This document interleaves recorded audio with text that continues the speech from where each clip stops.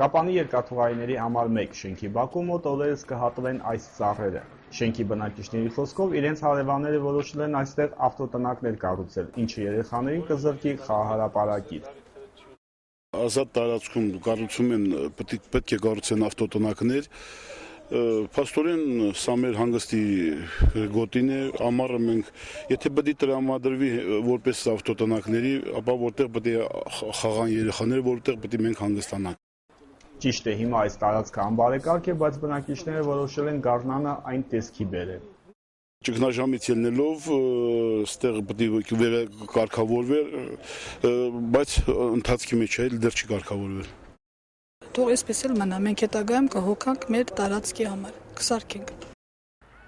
Բնակիչների պատմելով այդ մարդիկ ավտոտնակ ունեն, թե նրանց ինչին է պետք երկրորդ ավտոտնակը հարևանները չկարողացան բացատրել, նրանք նաև չցանկացան նշել այդ հարևանների անունները։ Ովքեր են որոշել, ովքեր են ուզում, տեղյակ չեմ, ուղղակի լսել են, որ ուզում են սարքեն եւ դեմ են։ Կա երևի շենքի բնակիչներ կա, բայց մեծամասնությունը 90%-ը դեմ են։